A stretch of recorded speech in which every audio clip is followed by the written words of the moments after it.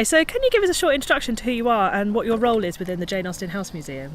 I'm Mary Guyatt, I'm the curator here, which means that I look after the collections and the historic building, but I also manage the site and the staff team.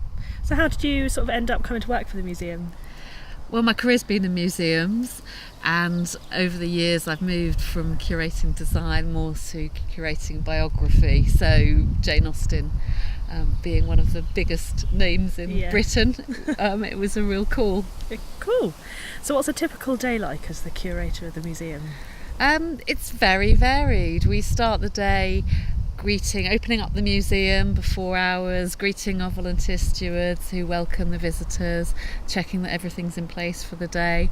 And once that's in place, I generally disappear to my desk. I might be answering emails from all around the world. We have a lot of support from visitors in different countries. I work myself a great deal with our trustees and with stakeholders and the staff team as well, making sure that we deliver what we do. So what do you sort of enjoy the most about working here?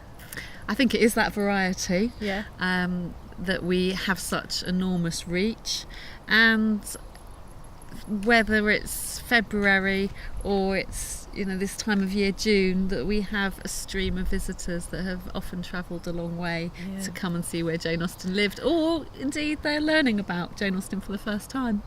So I've heard that you recently discovered that some of the wallpaper in the house was upside down. Can you tell us a little bit more about that? Sort of how did you discover that it was actually upside down? Certainly, we've known that there are fragments of wallpaper in the recess behind the shutters in one of the rooms. We've always known about it, but because it's Jane Austen's bicentenary, we wanted to use the time and use some funding that we had specially for this year to recreate replica wallpaper.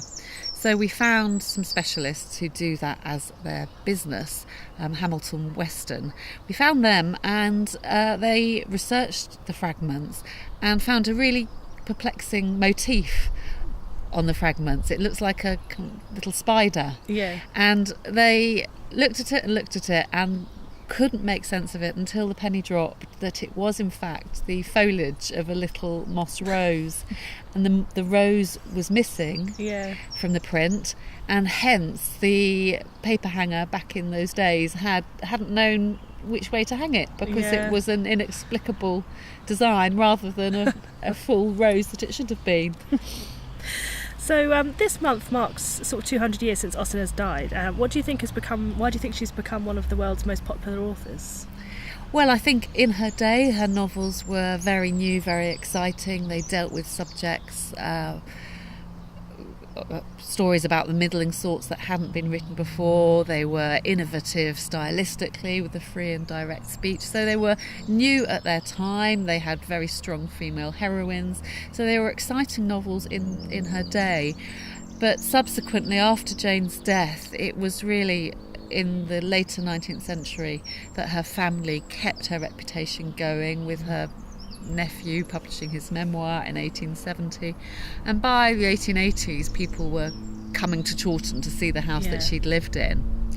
And through the 20th century, with mass media, cheaper printing, translations, she became this global phenomenon, and with each film or adaptation or rewrite, her reputation keeps growing, but I think also it's the themes of the novels are so universal, so there are many different reasons.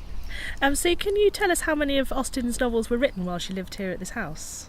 Yes, she wrote 3. She wrote and revised all 6 here. Returning when she moved in, she returned to her early works, Pride and Prejudice and Sense and Sensibility, and saw those through to publication here, and began to work on her novels that became Mansfield Park, Emma and Persuasion, and then Northanger Abbey published an earlier work again, published posthumously. So why do you think she was so prolific while she was living here particularly? I think that she found a settled home. They had been fairly itinerant for a number of years before coming to Chawton, so she was able to find the time and the space to work, not without interruption, But certainly with her sister Cassandra's support, there was more of a settled life and probably more of a routine to work. And I suppose she was then in her 30s and at a certain moment where she could think very seriously about her career. And one book led to the next. Yeah. So I've read that the small cottage that the Dashwood family moved to in Sense and Sensibility may be partly sort of based on the layout of the house here. Have you come across sort of other exhibits that you think may have inspired things in Austen's novels? I think, yes, when you read the novels, knowing the house, you do see references, implicit references, but I think they're there. There's a scene in Emma where there isn't enough space to dance, and they organise their dancing over 2 rooms, and I think you can see that in our layout here, that there's a small hall but the 2 main rooms are joined together, and when we have an event here, often we have to spill into the second room in order to manage that, so it's very familiar. Great. So one of the exhibits you have on display here is the table where Jane Austen used to sort of write her novels. Can you tell us anything about how often Jane Austen used to write there, or how she used to write? Well, we have it reported from the family records that she wrote on very small pieces of paper. We know from surviving manuscripts that these were small sheets.